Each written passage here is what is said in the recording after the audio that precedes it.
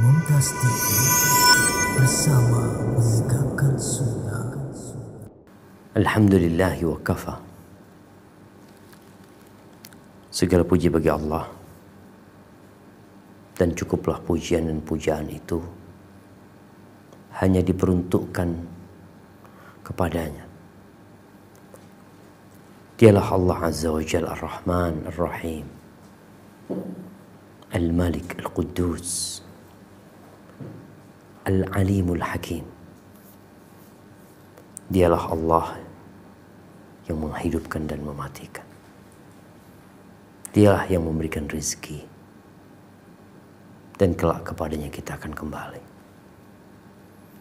Allahumma salli wa sallim wa zid wa barik wa an'im ala abdika wa rasulika sayyidina wa maulana Muhammad wa ala alihi wa ashabihi ajma'in. Ya Allah, semoga salawat dan salam, berkah dan nikmat senantiasa Engkau curahkan untuk hamba kekasih-Mu, untuk baginda Nabi kita Muhammad alaihi salatu wassalam, dan untuk keluarga beliau, untuk istri-istri beliau, untuk putra-putri beliau, dan untuk seluruh sahabat Nabi. Semoga Allah meridai kita bersama mereka. Amma ba'd, jamaah rahimakumullah. Berbincang tentang makna kebahagiaan yang mungkin dianggap sebuah tema yang tidak penting, tema yang biasa-biasa aja untuk dibahas. Padahal sebenarnya kebahagiaan ini buruan setiap manusia. Cita-cita setiap insan.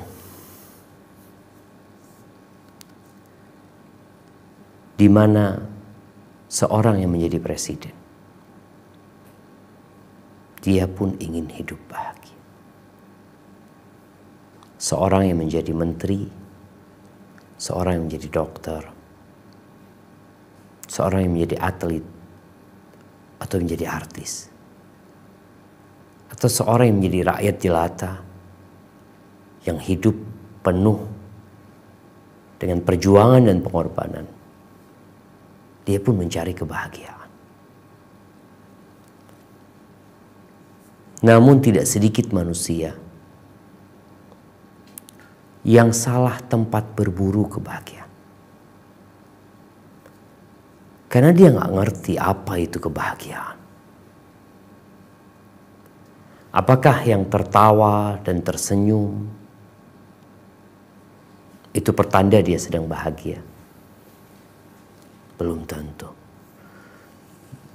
Beberapa waktu yang lalu kita disuguhkan berita seorang pelawak yang biasa hidup menghibur orang lain untuk tertawa dan tersenyum. Ternyata dia terkena kasus narkoba. Dia nggak bahagia. Narkoba menjadi pelarian orang-orang yang kehilangan kebahagiaan. Terus apa kebahagiaan, jemaah? Kalau kita menilik Kamus Besar Bahasa Indonesia yang menjadi rujukan bahasa Indonesia itu sendiri, maka ternyata kebahagiaan disebutkan keadaan atau perasaan senang dan tentram, bebas dari segala yang menyusahkan. Ya, kalau bahasa Arabnya itu masyairul ladzat wal khulu minal alam. Perasaan, merasakan kenyamanan dan terbebaskan dari hal yang menyusahkan. Juga di bahasa Arab disebutkan kalau bicara kebahagiaan, itu bahasa Arabnya as-sa'adah. Ada orang namanya Sa'id, artinya orang yang bahagia. diartikan tumaknina wansijam warahatun dakhiliyah. Sa'adah itu adalah ketentraman, keharmonisan, serta kenyamanan batin. Jadi ternyata kebahagiaan itu bukan di pakaian, bukan di cincin yang dikenakan, bukan di jam yang dipakai, bukan di wajah yang tampan dan cantik, bukan di kendaraan. Tapi kebahagiaan itu ada di dalam jiwa kita. Jadi perasaan tentram, harmonis, nyaman jiwanya, itu tuh bahagia. Bagaimana kebahagiaan dengan kesuksesan? Sebagian orang, Anda melihat beberapa tulisan tadi, ada yang menghubungkan kebahagiaan itu dengan kesuksesan dan kerja keras. Jadi ketika engkau kerja keras, engkau sukses, engkau bahagia. Tapi ternyata realitanya enggak. Bahkan sebagian juga mengatakan berbeda loh. Kesuksesan dan kebahagiaan itu beda. Kalau bicara sukses, ya ketika dia punya cita-cita, dia punya tujuan, tercapai, sukses nih orang. Orang kepingin jadi bupati, ada tim suksesi. Kemudian dia jadi bupati, sukses dia, karena dia hendak menjadi bupati. Apakah dia bahagia? Belum tentu. Maka terkadang kita melihat ada bupati yang harus mendekam di penjara. Kenapa? Berarti dia nggak bahagia. Ada gubernur, dia berusaha mencalonkan diri untuk menjadi gubernur, bahkan dia membuat tim yang mengantarkan dia untuk menjadi gubernur. Sukses dia terpilih menjadi gubernur. Tapi ternyata istrinya gugat cerai, ditinggal sama keluarga karena dia harus mendekam di penjara. Gara-gara dia nggak bahagia, dia korupsi. Tapi teman-teman yang jadi dokter, biasanya orang tua mengatakan, "Nak, engkau jadi dokter, siap." Maka dia sekolah kedokteran. Perjalanan itu cukup sulit, tapi kemudian Allah memberikan kemudahan, sukses. Dia menjadi seorang dokter spesialis jantung atau spesialis lainnya. Tapi apakah dia bahagia? Belum tentu. Ahibati fillah, sebagian orang mengira kebahagiaan itu tersembunyi di balik tumpukan harta benda. Sebagian berpikir kalau engkau jadi orang kaya, engkau memiliki tabungan berlimpah, rumah mewah, mobil mahal, segala kebutuhan hidup tersedia, semua bentuk menu makanan selalu tersaji rapi di meja makan, tiada permintaan yang tertolak. Oh, nih orang bahagia banget nih. Dan sepertinya banyak di antara kita mengira seperti itu. Ahibati fillah, berapa banyak orang yang sudah kaya, yang sudah bertumpuk hartanya, yang ternyata dia hidup diperbudak oleh dunianya. Tahu namanya budak, gak bisa kemana-mana. Apa kata bos, apa kata majikannya. Ini ternyata harta yang dia miliki jadi azab buat dia. Jadi bencana buat keluarga dan anak-anaknya. Maka di antara doa Nabi SAW, beliau berlindung, A'udzubillahi min malin yakunu alayya azaban. Aku berlindung dari harta yang jadi azab buat aku. Sehingga sebagian orang nggak kenal sama halal haram lagi. Yang ada dalam benak dia, bagaimana harta itu bertambah, sehingga tidurnya penuh dengan kegelisahan. Dia mau bolak-balik ke kanan, ke kiri. Sengsara hidup. Padahal berlimpah harta. Apa kata Allah di surat At-Taubah ayat 85? Nah. A'udzu billahi minasy syaithanir rajim. ولا تعجبك أموالهم وأولادهم إنما يريد الله أن يعذبهم بها في الدنيا وتزهق إنما يريد الله أن يعذبهم بها في الدنيا وتزهق أنفسهم وهم كافرون. Yang artinya, dan janganlah harta benda dan anak-anak mereka menarik hatimu. Sesungguhnya Allah menghendaki akan mengazab mereka di dunia dengan harta dan anak-anak itu, dan agar melayang nyawa mereka dalam keadaan kafir. Allahu Akbar jemaah. Nih, yang terkadang kalau kita membaca sebuah tulisan fulan, orang terkaya di RI nomor 1, fulan nomor 2, fulan nomor 3, fulanah nomor 4. Apa kata Allah? Wala tu'jibka. Jangan sampai membuat takjub engkau ya. Jangan sampai membuat engkau heran-heran, tertarik dengan harta mereka, dengan anak-anak mereka. Karena sejatinya Allah ingin mengazab mereka. Azab jemaah. Harta itu jadi azab buat mereka. Makanya kadang-kadang lihat tuh orang yang sudah berlimpah ruah duitnya, kalau engkau merenungkan raut wajahnya, kau melihat dia orang yang tersiksa. Udah tua renta kadangkala masih diperbudak dengan hartanya, tidak menikmati. Azab. Innama yuridullah an yu'adzibahum biha fid dunya. Ini sebelum azab akhirat ya. Maka kita perlu berhati-hati. Kalau engkau berpikir bahwasanya harta yang berlimpah membuatmu bahagia, belum tentu.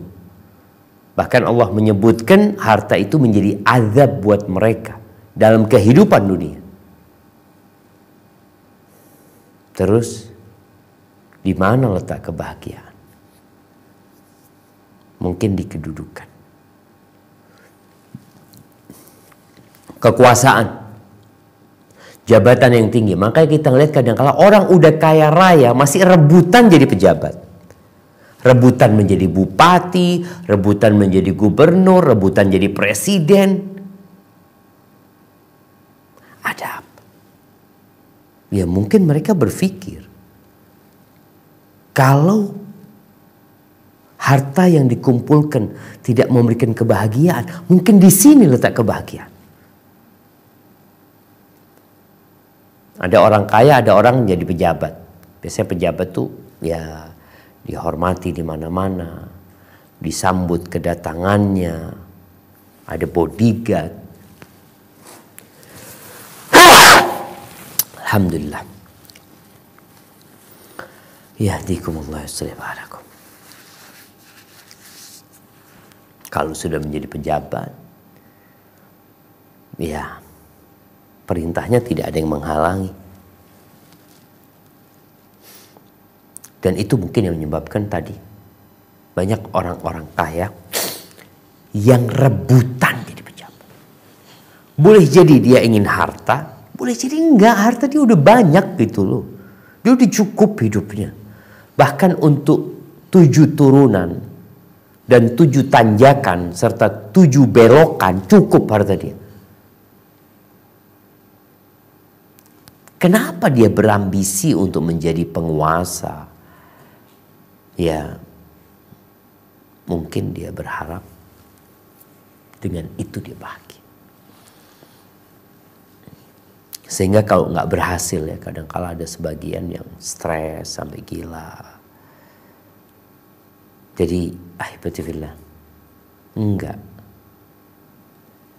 Kalau kita meletakkan telinga kita di temboknya orang-orang kaya, di dindingnya para pejabat, para penguasa, ternyata tersembunyi di balik penampilan mereka yang berwibawa seakan-akan, tersembunyi jiwa yang rapuh dan hati yang lapuk sengsara. Ahibati fillah,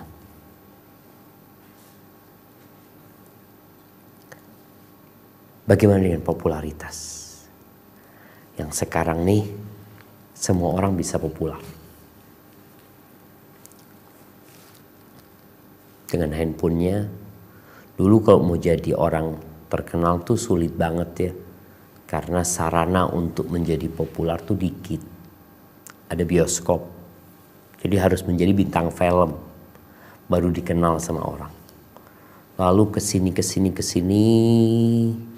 Mulai banyak televisi, banyak produk sinetron. Akhirnya mulai itu lebih banyak lagi. Orang untuk terkenal jadi ya bintang film atau jadi penyanyi atau jadi apalah. Sekarang enggak lagi sudah. Semua orang bisa terkenal dengan handphonenya.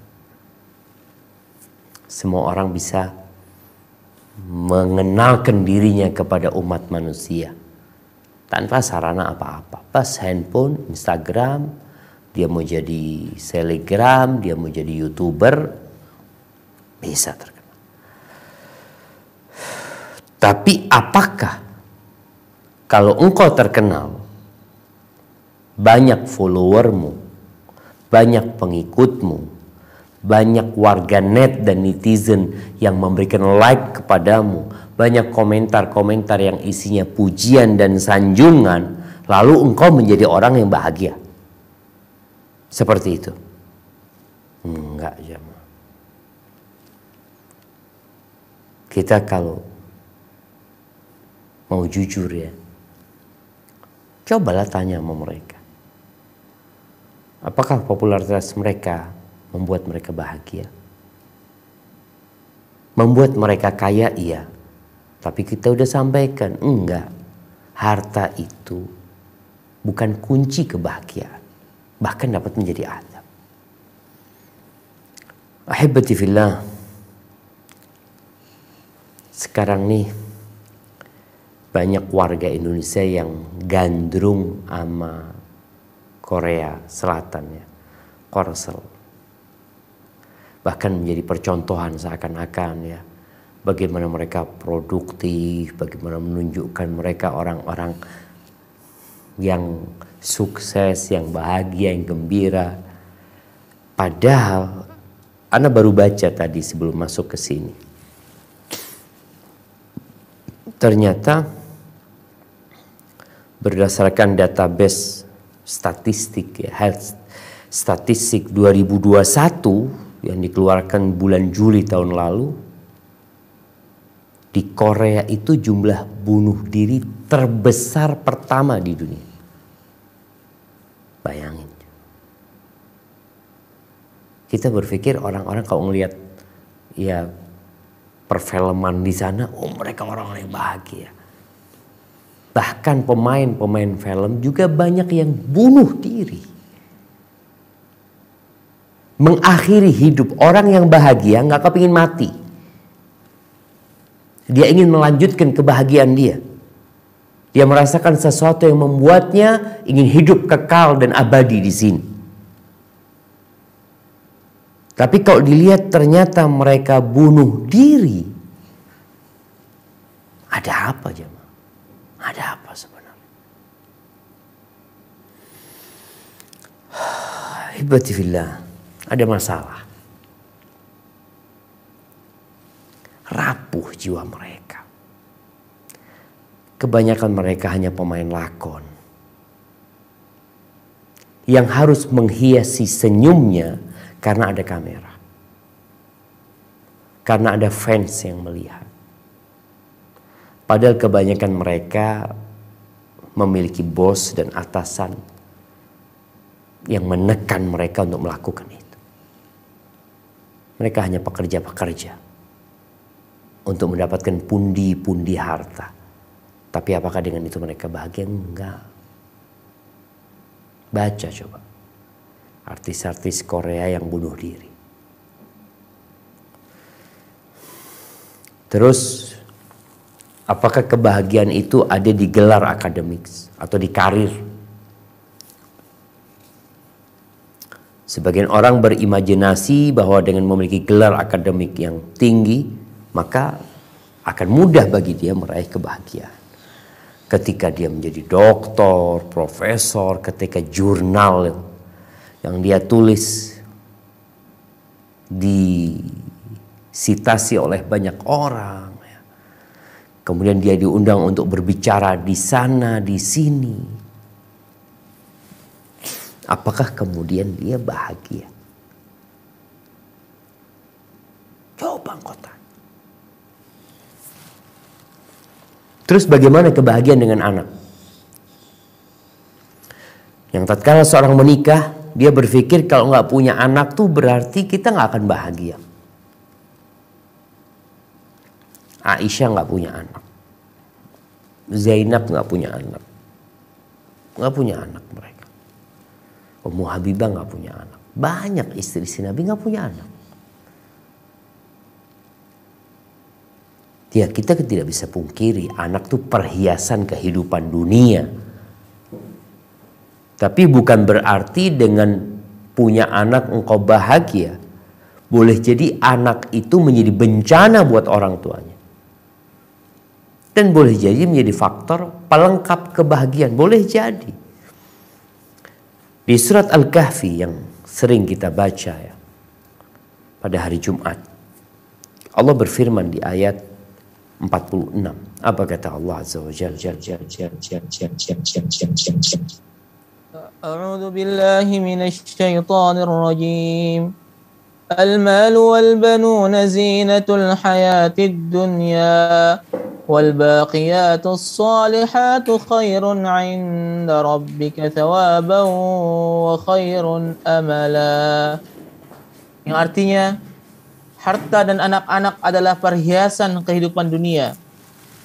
Tetapi amalan-amalan yang kekal lagi saleh adalah lebih baik pahalanya di sisi Tuhanmu, serta lebih baik untuk menjadi harapan. Tuh, mana yang lebih diharapkan? Harta sama anak-anak? Amal soleh. Ada orang tua yang kebahagiaannya hilang gara-gara anaknya. Anak-anaknya di penjara, anaknya urusan sama polisi, anak-anaknya na'udzubillah melakukan tindakan kejahatan. Apakah anaknya jadi sumber kebahagiaan, jadi bencana buat orang tua? Yang selama ini ingin punya anak, ternyata dengan punya anak hidupnya nggak bahagia. Bahkan ada orang tua yang mati di tangan anaknya. Anaknya bunuh bapaknya sendiri. Ada. Bukan di situ letak kebahagiaan. Kemudian ada yang berpikir kebahagiaan itu letaknya di liburan, hiburan, jalan-jalan. Makanya kadang-kadang kita ngeliat ya, orang-orang itu pada berlibur ya ke puncak. Kalau yang dari luar negeri datang ke Indonesia, pada tua-tua udah berangkat ke berbagai macam negara, dia keliling dunia. Apakah dia bahagia? Ahibati fillah. Terus di mana letak kebahagiaan?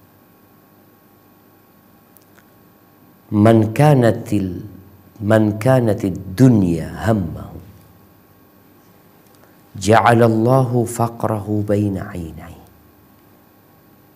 Barang siapa yang dunia menjadi ambisi dia, urusan dunia. Tadi bicara harta, popularitas, kekuasaan,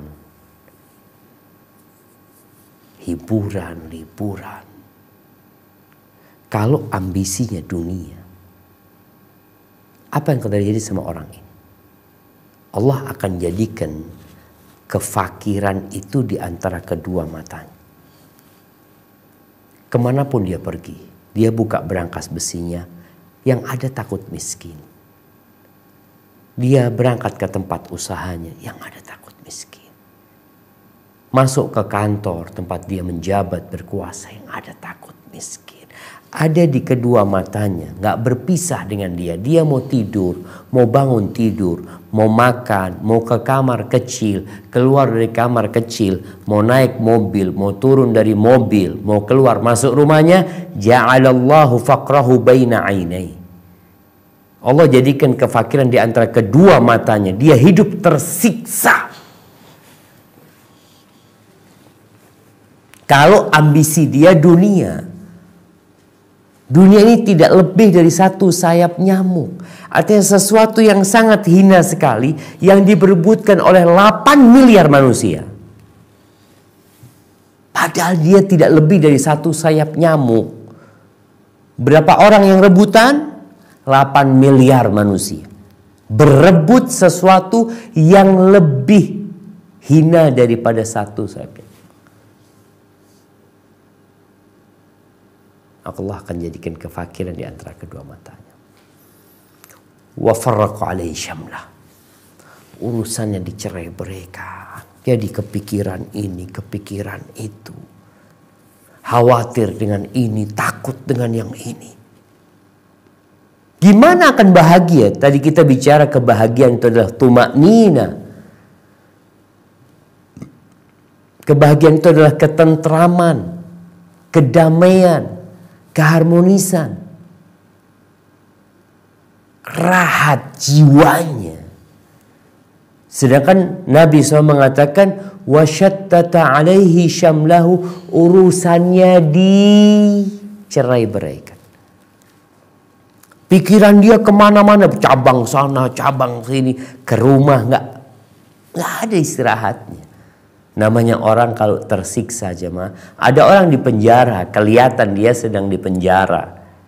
Kesian dia di penjara. Tapi ada orang di luar penjara, tapi ternyata semua tempat dia berjalan, tempat dia duduk adalah penjara buat dia. Walam ya'tihi minad dunya illa ma qaddara. Urusan dunia ini nggak akan datang kecuali yang sudah ditakar buat dia. Tapi Allah berikan azab karena ambisinya dunia. Tapi sebaliknya, man kanatil akhiratu hammahu ja'alallahu ghinahu fi qalbi. Barang siapa yang akhirat menjadi ambisi dia. Habbatifillah. Kalau bicara akhirat, satu hari sama dengan 1000 tahun hitungan kita. Bagaimana Rasul sallallahu alaihi wasallam mengatakan, "Law anna imra'atan min ahli jannah ittala'at 'ala dunya." Kalau ada seorang perempuan dari penghuni surga melongok ke dunia ini, la adha'at ma bainahuma. Dunia yang gelap gulita kita malam hari ini, kalau ada perempuan penghuni surga melihat terang dunia ini, wala mala'at, dan akan memenuhi antara dunia itu dengan aroma yang wangi. Kerudungnya wala nasifuha khairun minad dunya ma fi, lebih baik dari dunia dan isinya. Orang yang ambisinya akhirat, yang dalam benak dia, ana bentar lagi akan meninggalkan dunia ini. Kita bisa bayangin jamaah. Orang kalau sudah sukses, sudah menggapai cita-citanya, mungkin dia jadi presiden, mungkin dia jadi raja, jadi gubernur, terus setelah itu mau kemana? Mati. Selesai. Kalau nanti engkau menjadi orang terkaya nomor 1 di dunia, setelah itu engkau mau kemana? Mati. Semuanya akan ke sana, jemaah. Engkau sehat, gagah perkasa, setelah itu engkau mau kemana? Mati. Dan kematian itu memutuskan segala kelezatan. Maka orang yang akhirat ambisinya, Allah jadikan kekayaan di hatinya. Jadi kaya tanpa harta, kaya tanpa kekuasaan, kaya tanpa popularitas, karena kayanya adalah kebahagiaan yang ada di hati. Dia menerima kondisi dia. Karena hidup ini bisa jadi engkau senang, bisa jadi engkau susah. Tapi karena engkau punya hati yang menerima, jiwa yang ridha, selesai. Dia akan mendapatkan kebahagiaan. Wa jama'a alaihi syamla. Urusannya disederhanakan sama Allah. Mudah urusannya, nggak ada yang ruwet. Wa atathu dunya wa hiya raghimah. Dunia akan datang dipaksa kepada dia. Jadi ahibati fillah, letak kebahagiaan itu di dalam hati. Ingat, bukan di luar, tapi di sini. Dan hati kita ini milik Allah Azza wa Jalla. Allah membolak-balikkan hati kita. Dan Allah berjanji siapa yang akan dikasih kebahagiaan. Apa kata Allah Azza wa Jalla di surat An-Nahl ayat 97? Nah,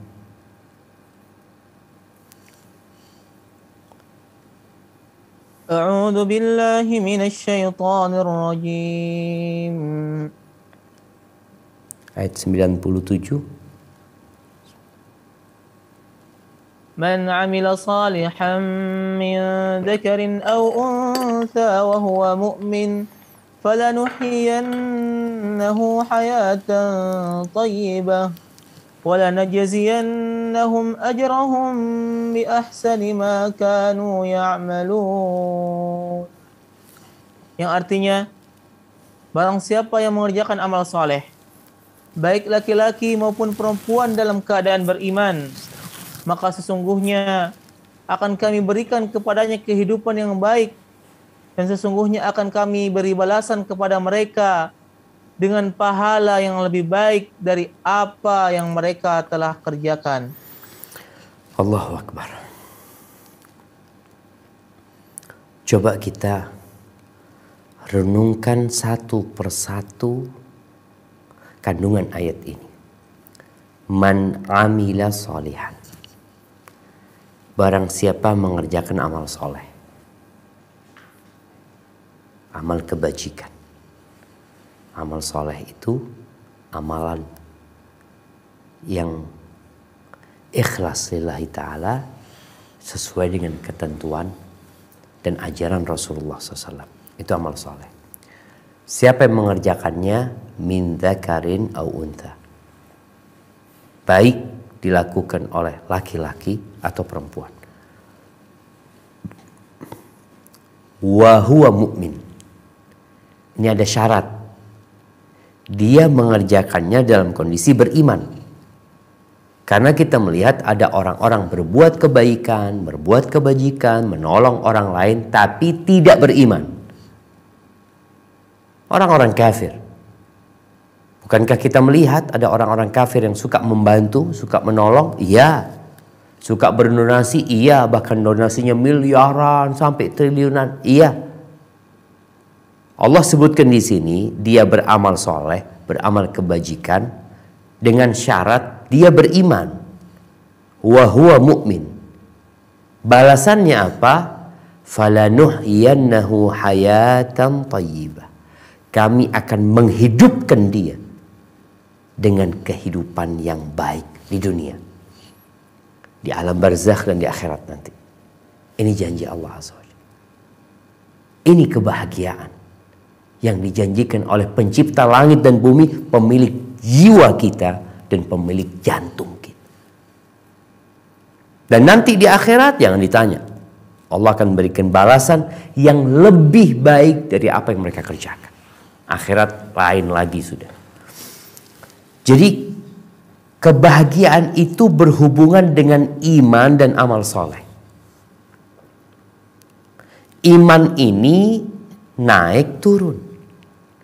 Sehingga kebahagiaan seorang hamba bisa naik bersama naiknya keimanan dia, bertambahnya amal soleh dia, dan kebahagiaan dia bisa turun, bahkan bisa hilang dengan hilangnya iman dia. Maka yang perlu kita lakukan adalah bagaimana sekarang menjaga keimanan kita. Allah Azza wa Jalla menyebutkan ya, alladzina amanu wa tatma'innu qulubuhum bidzikrillah. Dan orang-orang yang beriman yang hati mereka menjadi tentram dengan apa? Dengan zikrullah, dengan mengingat Allah Azza wa Jalla. Ala bidzikrillah tatma'innul qulub. Bukankah dengan mengingat Allah hati itu menjadi damai, menjadi tenang. Jadi ternyata hati ini milik Allah. Kalau ingin bahagia, ingatlah sama pencipta hati itu. Alladzina amanu, ini surat Ra'd ayat 28 29. Alladzina amanu wa amilu shalihat tuba lahum wa husnu ma'ab. Orang-orang yang beriman dan beramal soleh, maka tuba lahum, kebahagiaan buat mereka, kebaikan buat mereka di dunia, wa husnu ma'ab, dan tempat kembali yang baik di akhirat. Jadi ahibati fillah, kalau bicara kebahagiaan, maka dia sesuatu yang berhubungan erat dengan keimanan. Kapan ada keimanan, di situ ada kebahagiaan. Kapan hilang keimanan, maka hilang pula yang namanya kebahagiaan. Rasulullah SAW mengatakan, ajaban li amril mu'min. Sungguh menakjubkan urusan orang beriman. Ajaib. Urusan orang beriman ini ajaib. Kenapa? Inna amrahu kullahu lahu khair. Semua urusannya itu baik. Ingat, hidup ini seperti roda yang berputar. Kadang-kala engkau di atas, kadang-kala engkau di bawah, kadang-kala engkau terjatuh, kadang-kala engkau bangkit, kadang-kala engkau berjalan, kadang-kala engkau berlari, kadang-kala engkau tergelincir, kadang-kala engkau sakit, engkau susah. Tapi buat orang beriman, apapun situasi dan kondisinya, dia tetap bahagia. Loh, rahasianya apa? Iman, tadi kita udah bicarakan. Walaysa dzalika illa lil mu'min, kata Nabi SAW. Dan ini tidak dimiliki kecuali oleh orang yang beriman. Nabi memberikan penjelasan. In asabathu sarra syakara fakana khairan lahu. Kalau dia mendapatkan kesenangan, maka dia bersyukur. Itu baik buat dia. Dia bersyukur. Dia tidak menggunakan nikmat tersebut untuk kemaksiatan. Dia tidak bereforia menjadi sombong dan congkak. La. Dia bersyukur sama Allah Azza wa Jalla. Karena sebagian orang mendapatkan nikmat, dia gunakan untuk liburan, hiburan yang haram. Ada yang seperti itu. Sehingga dia pulang membawa kesengsaraan. Ingat, ketika Nabi SAW ditanya tentang dosa. Apa itu dosa? Ma haka fi nafsika wa karihta ayyattali alaihin nas. Dosa itu sesuatu yang menggerundel ya di dalam jiwamu dan engkau nggak ingin orang lain tahu. Itu dosa. Wallahi jamaah. Dosa itu adalah kegelisahan di dalam jiwa. Maka orang beriman ketika mendapatkan nikmat dari Allah Azza wa Jalla, dia bersyukur. Dan itu jadi baik buat dia. Wa in asabathu dharra. Gimana kalau orang beriman ini ditimpa bencana? Afwan. Ditimpa sesuatu yang tidak menyenangkan. Tetap dia bahagia. Karena dia bersabar. Dia bersabar, dia menahan diri, dia mengatakan inna lillah wa inna ilaihi raji'un. Maka yang seperti ini akan mengantarkan dia kepada kebahagiaan. Maka ahibati fillah, itulah yang namanya bahagia. Tidak bisa dipungkiri. Ada faktor-faktor eksternal yang melengkapi kebahagiaan. Ingat, kebahagiaan itu di dalam, bukan dari luar. Tapi ada faktor eksternal yang ya secara kualitasnya itu dapat mendukung, menjadikan kita lebih bahagia. Makanya di surga itu disediakan sungai-sungai, bidadari-bidadari, makanan-makanan, ya, rumah-rumah dari emas, dari perak, ya. Allah sebutkan tentang bagaimana kelezatan di surga itu, karena itu untuk menyempurnakan kebahagiaan mereka. Dan ternyata di dunia ada juga faktor-faktor eksternal yang mendukung kebahagiaan kita. Tapi intinya kebahagiaan itu dimiliki orang beriman aja.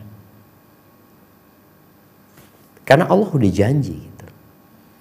Adapun faktor eksternal, ya mungkin orang itu bahagia sementara aja. Kelihatannya bahagia. Nabi SAW mengatakan arba'un minas sa'adah. Ini hadis diriwayatkan Ibnu Hibban, ya. Ada 4 perkara yang menjadi faktor pendukung kebahagiaan. Yang pertama, al-mar'atus salihah, pasangan hidup yang baik. Kalau engkau seorang laki-laki, maka seorang istri yang salihah. Kalau engkau seorang perempuan, maka seorang suami yang baik. Ini menjadi faktor kebahagiaan. Ya gimana tidak kita kumpul tuh sama pasangan hidup kita tiap hari. Bagi orang beriman ya jadi bahagia lagi dia. Walaupun kadang-kala dapat pasangan hidup yang kurang baik, tapi karena dia bersabar, ya dia tetap enjoy, dia menikmati. Karena dia berharap diangkat derajatnya, dihapuskan dosanya. Yang kedua, al-maskanul wasi', tempat tinggal yang luas. Bukan tempat tinggal yang mewah, enggak, yang luas. Artinya memang kalau kita punya rumah, ya cukup buat anak-anak kita, maka insya Allah itu akan menambah kebahagiaan kita. Sedangkan sekarang kita lihat manusia berpikir punya rumah yang minimalis. Seharusnya enggak. Kita punya rumah yang luas. Bisa buat tamu, buat kawan, buat keluarga. Ini menjadi faktor pendukung kebahagiaan. Ini faktor eksternal tadi. Yang ketiga, wal jarus saleh. Tetangga yang baik. Karena kalau kita rumahnya luas, istrinya baik, tapi tetangganya jahat, ya kita juga nggak nyaman gitu. Perasaan kita nggak tenang kalau kita ninggalin rumah karena kita punya tetangga maling umpamanya. Na'udzubillah min dzalik. Kemudian faktor yang keempat, al-markabul hani. Kendaraan yang nyaman. Kendaraan yang nggak macet-macetan, nggak harus yang mahal.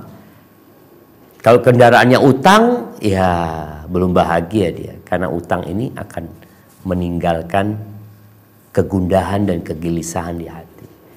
Kau punya kendaraan yang tidak hutang, tapi enak dinaiki. Sebaliknya ada 4 hal yang menjadi faktor pendukung kesengsaraan. Apa? Al-mar'atus su', kata Nabi SAW. Istri yang buruk perilakunya. Yang membuat suami malas pulang ke rumah. Dia berpikir mungkin untuk cari tempat lain untuk istirahat.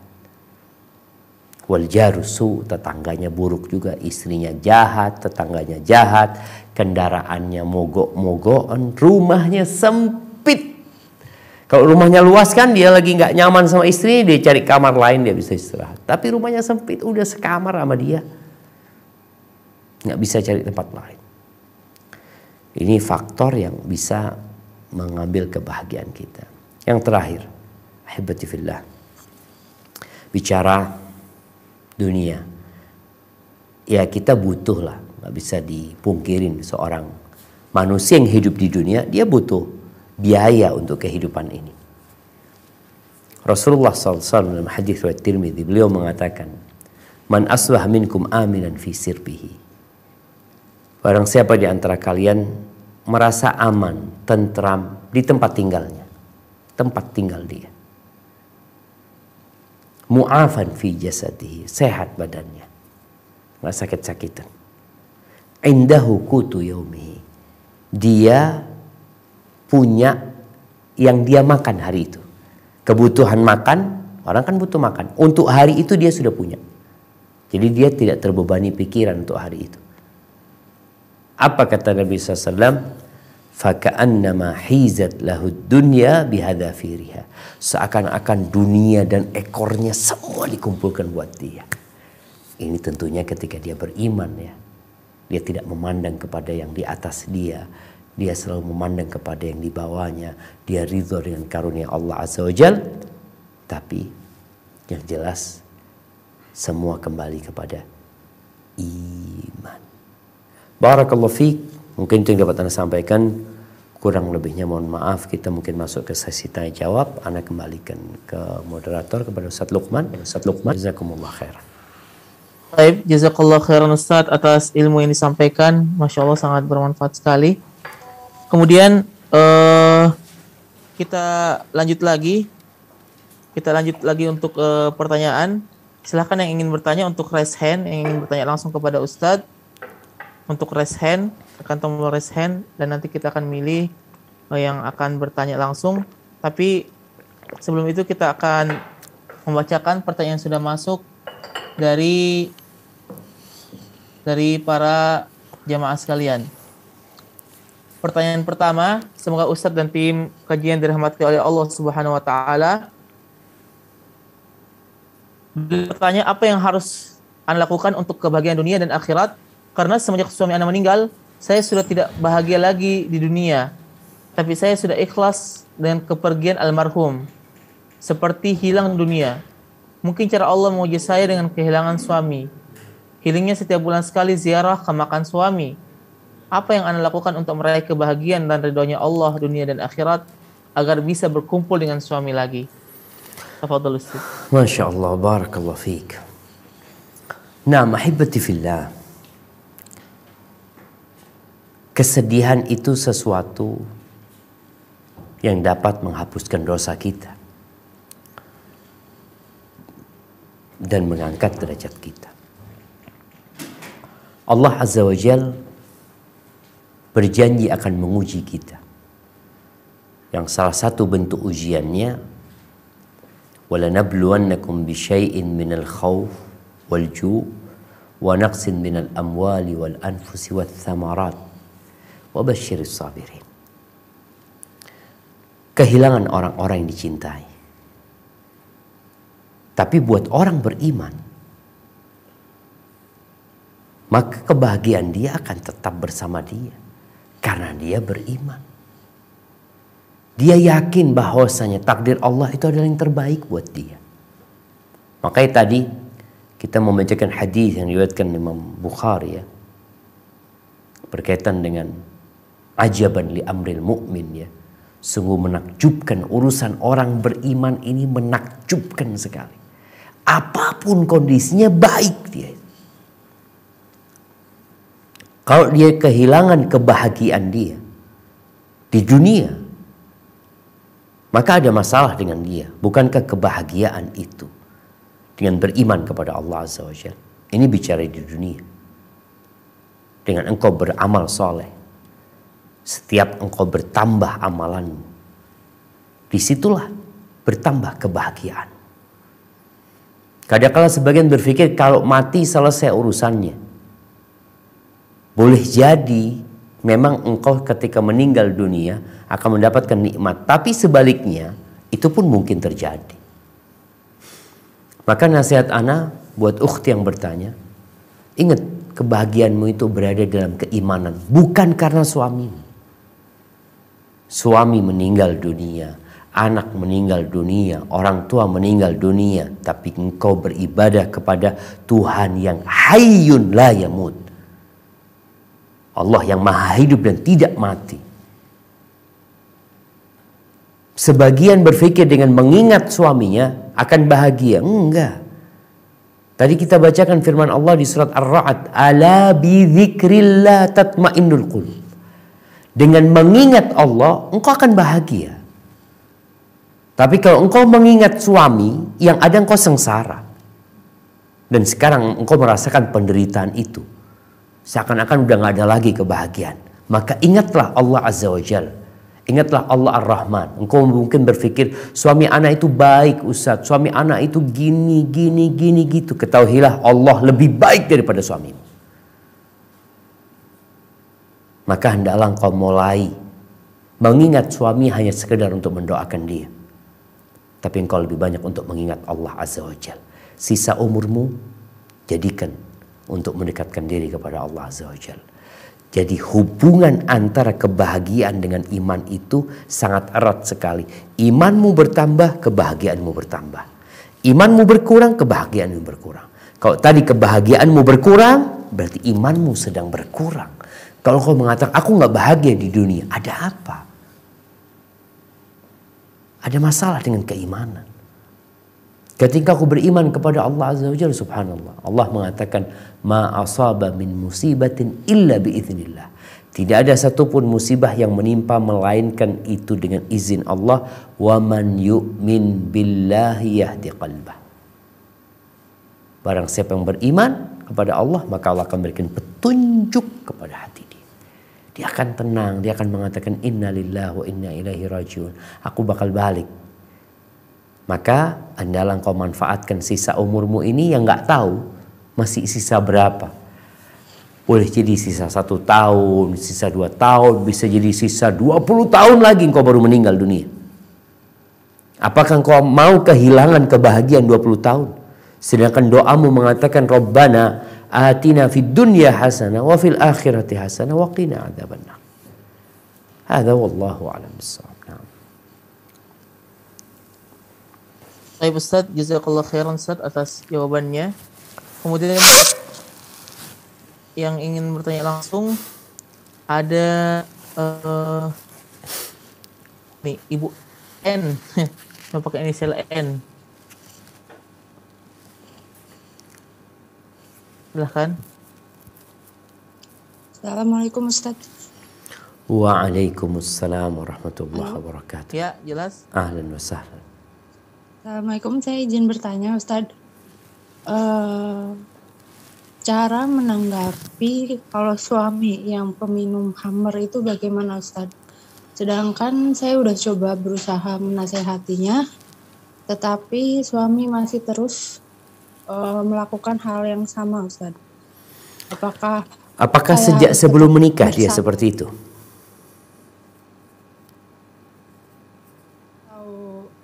Saya mengakhiri hubungan ini Ustaz. Enggak, apakah dia melakukan itu sejak sebelum menikah? Ternyata sebelum menikah, tapi saya tahunya setelah menikah. Naam, barakallahu fiik. Nah, mahibati fillah. Di antara faktor yang akan membuat kita sengsara ya, faktor eksternal. Tadi disebutkan adalah pasangan hidup yang buruk. Ya gimana sekarang memiliki suami peminum yang kalau sudah minum akalnya tidak bersama dia, yang kalau sudah minum dia akan melakukan tindakan yang tidak terukur lagi. Apalagi khamr ini adalah ummul khaba'ith. Pusatnya keburukan itu khamr. Apa sikap istri?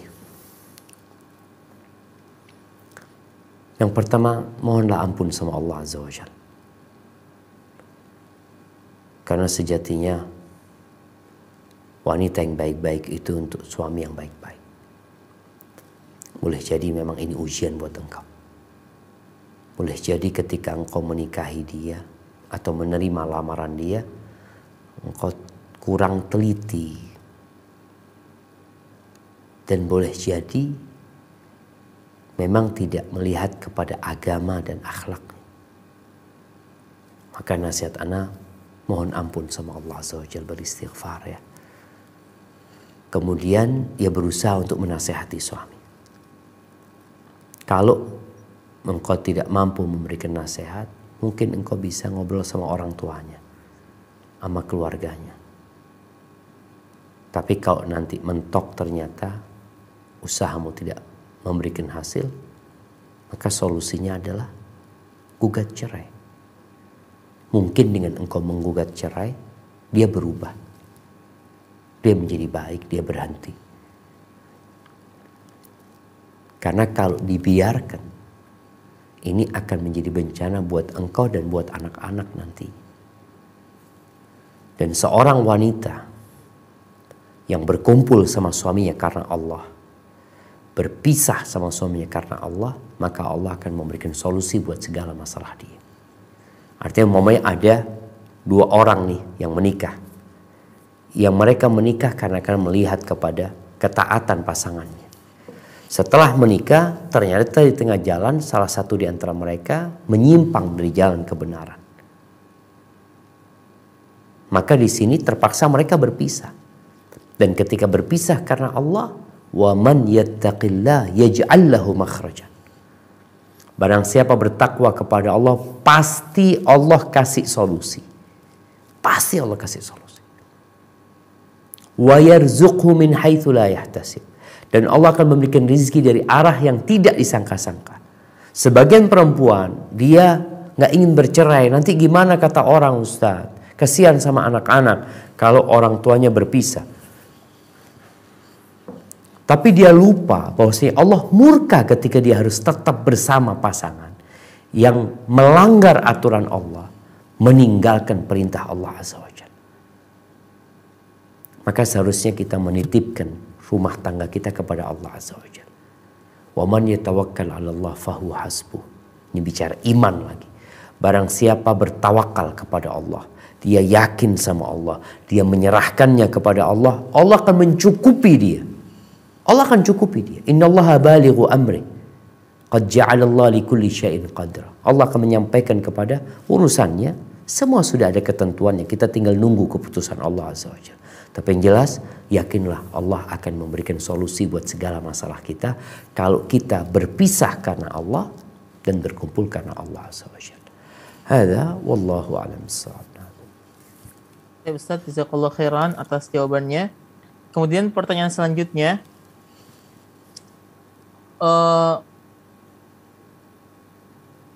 sejauh mana kita sebagai manusia untuk mengejar kebahagiaan di dunia? Mengingat kita dianjurkan untuk lebih mementingkan bekal untuk akhirat kelak. Dan bagaimana kita menjelaskan atau mengajak orang-orang yang kita cintai di dunia terhadap ukuran tersebut? Tafadhol Ustaz. Barakallahu fiik. Ahibati fillah. Allah Azza wa Jalla tidak melarang kita untuk memiliki harta. Tidak melarang kita untuk memiliki rumah. Silahkan. Tapi jangan sampai dunia menjadi ambisinya. Jadi yang perlu diperbaiki adalah masalah jiwanya, masalah hatinya, masalah tempat kebahagiaan ini. Wadah kebahagiaan itu jantung. Maka kadang-kala kita ngelihat ada orang kaya raya bahagia. Konglomerat, ya Allah, bahagia banget tuh orang. Bukan karena kekayaannya, tapi karena hatinya. Dia nggak berambisi dunia. Dia bekerja mencari dunia karena untuk kebutuhan akhirat dia. Untuk mencukupi kebutuhan dia di dunia. Dan bagaimana dia di akhirat mendapatkan derajat yang paling tinggi dengan harta dia.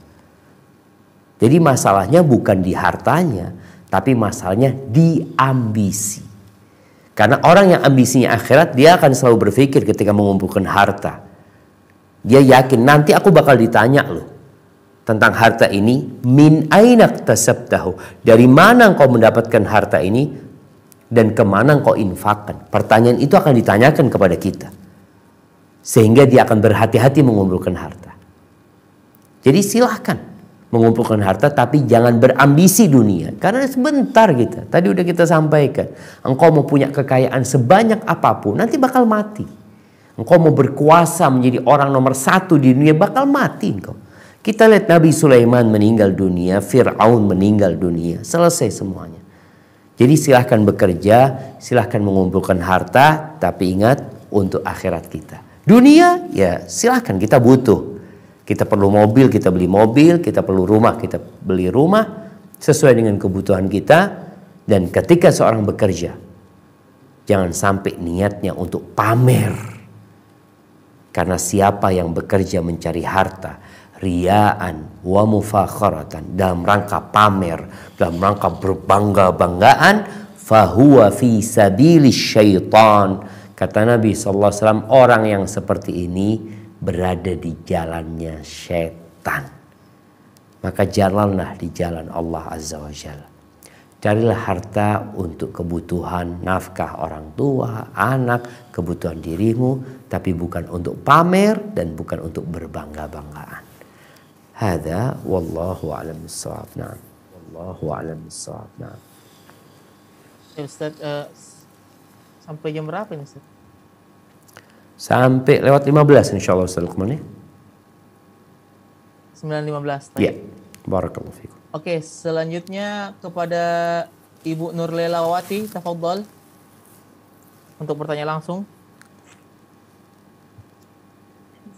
Assalamualaikum warahmatullahi wabarakatuh. Waalaikumsalam Semoga warahmatullahi Ustadz, wabarakatuh. keluarga, tim kajian, dan kaum muslimin selalu dirahmati Allah Subhanahu wa Ta'ala.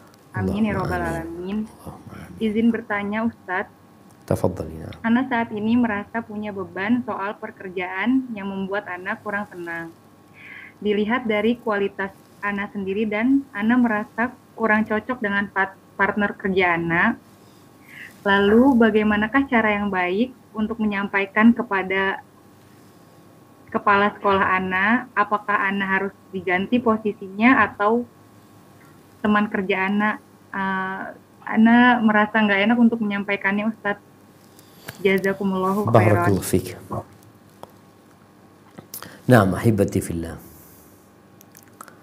Di antara doa yang dinisbatkan kepada Rasul SAW atau kepada Nabi Dawud alaihi salatu wassalam, wa a'udzu bika min khalilin makir, ainahu tarani wa qalbuhu yar'ani, in ra'a hasanatan dafanaha wa in ra'a sayyi'atan adha'aha.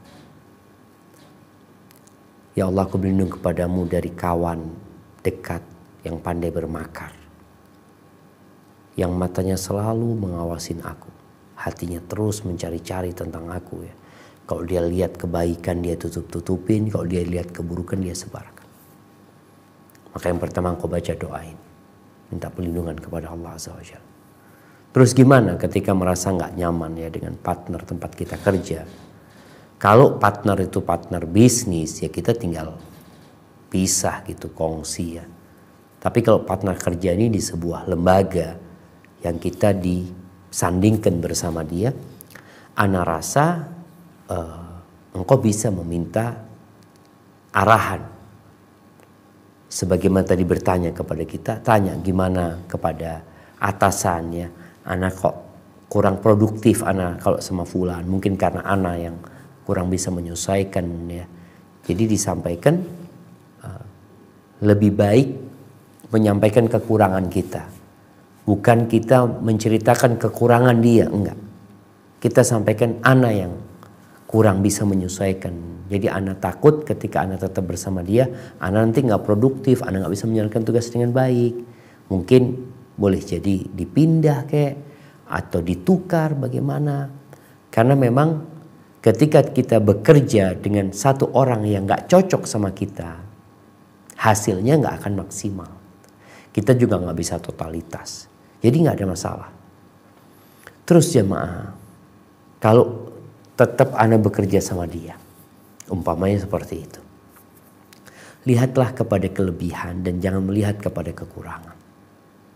Kalau harus bersama dia. Kemudian carilah titik persamaan, tidak mencari titik perbedaan.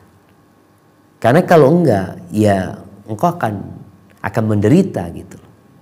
Begitu pula suami istri. Ada kekurangan, ada kelebihan. Apabila pasangan ini selalu melihat kepada kekurangan, maka akan menderita. Sengsara hidupnya. Tapi kalau melihat kepada yang kelebihannya, positifnya, maka insya Allah akan ada kebahagiaan di sana. Ini kalau memang tadi partner kita ya hanya masalah sikap aja mungkin yang kita nggak suka ya. Tapi ada kelebihan-kelebihan dia, maka lihatlah kepada kelebihan. Tapi kalau masalahnya masalah agama, ya kita mungkin mau nggak mau ya harus menegur dia, memberikan nasihat. Kalau tidak, ia juga berpisah karena Allah Azza wa Jalla. Hadza wallahu a'lam bissawab. Ya Ustaz, jazakallah khairan atas jawabannya. Pertanyaan selanjutnya, saat ini Anas sedang mengalami penurunan keimanan, malas beramal soleh, bahkan sampai meninggalkan hal yang wajib. Bagaimanakah tips atau cara untuk kembali meningkatkan keimanan dan merasakan lezatnya iman? Barakallahu fiik. Ahibati fillah. Rasul sallallahu alaihi wasallam menjelaskan ya. Likulli amalin syirratun wa fatrah. Setiap amal itu ada baranya, ada redupnya.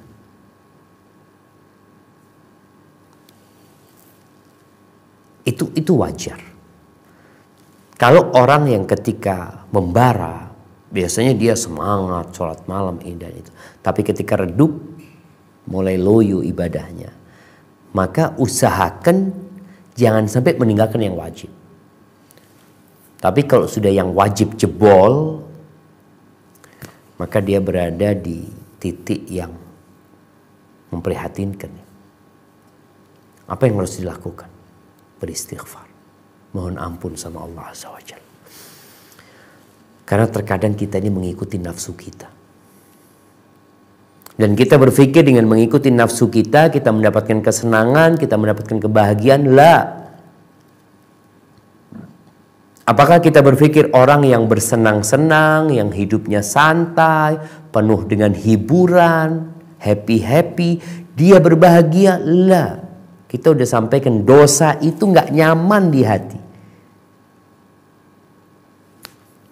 Maka berhenti berbuat dosa, beristighfar, bertobat kepada Allah Azza wa Jalla. Dan engkau lihat apa penyebab engkau seperti itu. Ada yang penyebabnya adalah lingkungan, adalah kawan. Maka engkau perlu berganti kawan dan teman. Penyebabnya boleh jadi karena kita jauh dari kawan-kawan yang baik. Engkau kembali cari kawan-kawan yang baik. Boleh jadi penyebabnya adalah COVID-19 yang menyebabkan kajian-kajian tidak ada, akhirnya kajian online. Sedangkan kajian online beda sama kajian secara langsung. Maka engkau cari kajian yang secara langsung. Engkau harus segera bertobat kepada Allah, memperbanyak istighfar sebelum terlambat. Karena dosa itu akan meletakkan nokta hitam di hati. Kita bicara wadah kebahagiaan itu jantung. Kita tahu bagaimana dokter ngobatin orang yang sakit jantung. Ada yang jantungnya bengkak, ada yang jantungnya tersumbat, ada macam-macam penyakitnya. Tapi intinya jantung itu harus dijaga. Ketika ada nokta-nokta hitam, maka engkau harus bersih-bersih dulu. Dan kita sudah masuk ke bulan Sya'ban bentar lagi. Sya'ban, kemudian kita masuk ke bulan Ramadan. Kalau engkau di bulan Sya'ban ini belum bersih-bersih, yang ditakutkan Ramadan, engkau belum siap untuk panen nanti di sana. Maka mungkin itu yang bisa engkau lakukan, baca Al-Qur'annya ya. Mulai perlahan-lahan. Yang wajib kerjakan jangan sampai terlambat. Yang haram tinggalkan. Ketika engkau bisa menambah dengan yang sunnah, tambahin yang sunnah. Karena sunnah itu seperti benteng yang menjaga yang wajib. Kalau sunnahnya, bentengnya kuat, insya Allah yang wajib nggak jebol gitu. Tapi kalau bentengnya lemah, ya yang wajib berada dalam kondisi yang memprihatinkan. Barakallahu fikna. Ustaz, jazakallah khairan atas jawabannya. Kemudian pertanyaan selanjutnya kepada Ibu Nur Lelawati. Tafadhol. Afwan tadi udah Oh, Afwan. Oke. Kepada Pak Rahmat, tafadhol.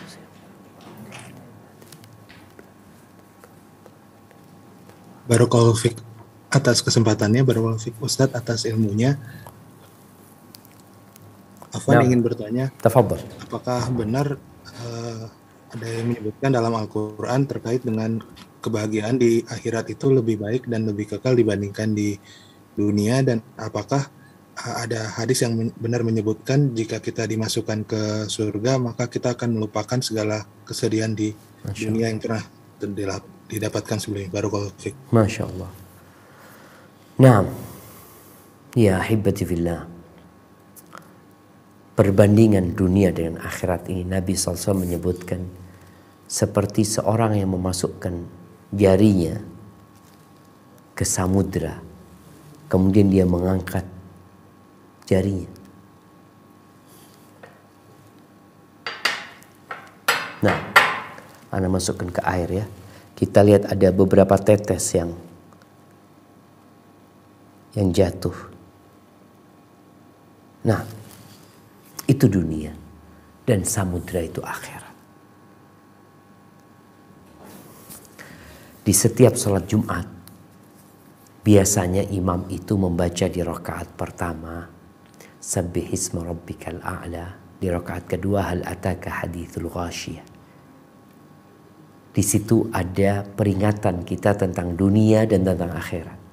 Maka Allah sebutkan di surat Sabbihisma rabbikal a'la, bal tu'thirunal hayatad dunya. Tapi kalian lebih mementingkan kehidupan dunia.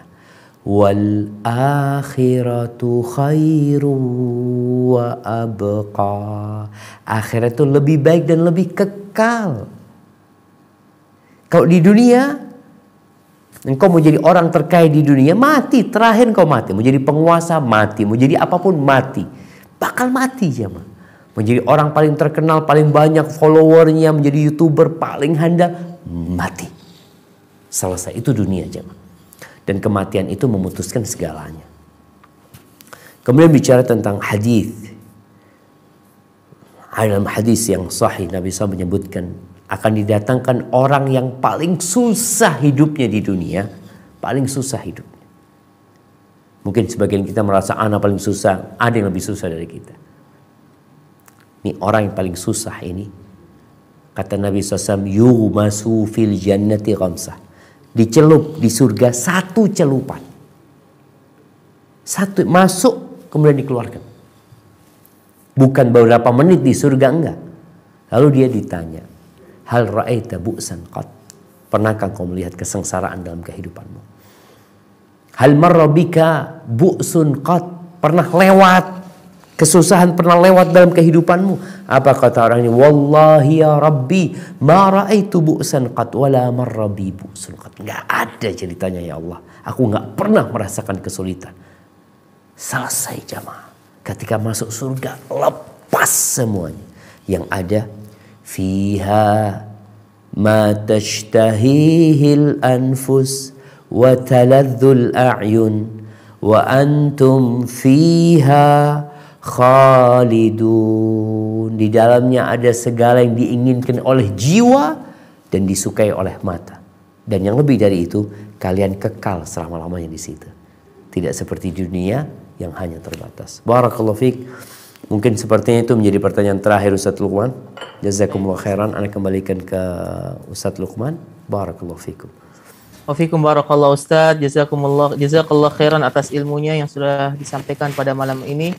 Dan juga kami banyak berterima kasih dan mengucapkan jazakumullah khairan kepada yang sudah hadir pada kajian pada malam ini. Dan mudah-mudahan kita akan bertemu di majelis ilmu pada waktu yang lain. Kita tutup dengan doa kafaratul majlis. Subhanakallahumma wa bihamdik, asyhadu an la ilaha illa anta astaghfiruka wa atubu ilaik. Wassalamualaikum warahmatullahi wabarakatuh.